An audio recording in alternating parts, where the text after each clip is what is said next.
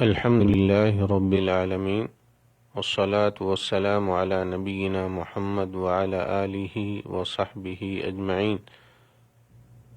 محترم سامعین، خالق، رازق، مالک صرف اور صرف اللہ تعالی ہے۔ اس کے علاوہ کوئی بھی ان امور میں سے کسی کا مالک نہیں۔ جو لوگ اللہ تعالی کو چھوڑ کر کسی اور کی طرف رجوع کرتے ہیں، ان کے ذہن میں یہ تصور ہوتا ہے کہ وہ بھی صاحب قوت و اختیار ہیں اور کچھ امور کے وہ بھی مالک ہیں، رزق بھی دیتے ہیں اور اللہ تعالیٰ کی اجازت کے بغیر واسطہ اور سفارش کا حق رکھتے ہیں۔ ایسی سب باتیں غلط ہیں، کیونکہ وہ تو خود اللہ تعالیٰ کی مخلوق ہیں، وہ تو خود پیدا کیے گئے ہیں، بلکہ وہ زندہ ہونے میں اپنا کوئی اختیار نہیں رکھتے ہیں۔ اللہ عز و جل ہی عدم سے وجود بخشتا ہے، وہی زندگی اور موت سے دوچار کرتا ہے۔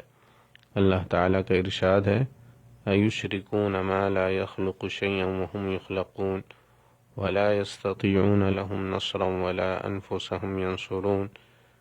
کیا یہ ایسوں کو اللہ کا شریک ٹھہراتے ہیں جو کسی چیز کو پیدا نہ کر سکیں اور وہ خود ہی پیدا کیے گئے ہوں، اور وہ نہ ان کی مدد کر سکتے ہیں اور نہ اپنی ہی مدد کر سکتے ہیں۔ سورہ الاعراف آیت نمبر 191 192۔ اللہ تعالیٰ کا فرمان ہے، وَالَّذِينَ تَدْعُونَ مِن دُونِهِ مَا يَمْلِكُونَ مِن قِطْمِيرٍ۔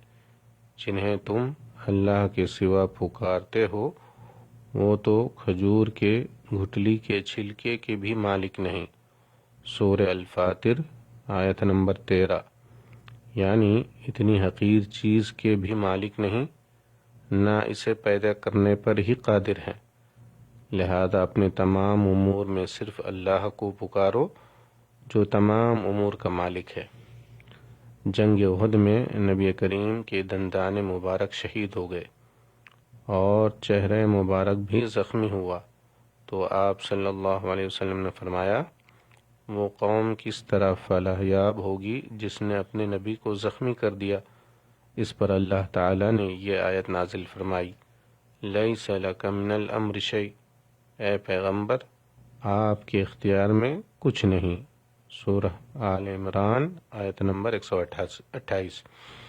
یعنی ان کافروں کو ہدایت دینا یا ان کے معاملے میں کسی بھی قسم کا فیصلہ کرنا سب اللہ کے اختیار میں ہے۔ اللہ عز و جل نے اپنی مخلوق میں سے کسی کو اپنی بادشاہت میں کچھ اختیار نہیں دیا، وہ اپنی سلطنت و قدرت میں تنہا ہے۔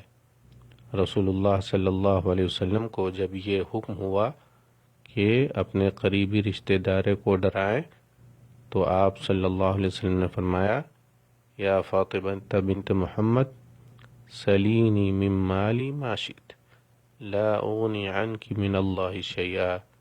اے میری بیٹی فاطمہ، میرے مال میں سے جو چاہو مانگ لو، مگر اللہ تعالیٰ کے یہاں میں تمہارے کسی کام نہ آ سکوں گا۔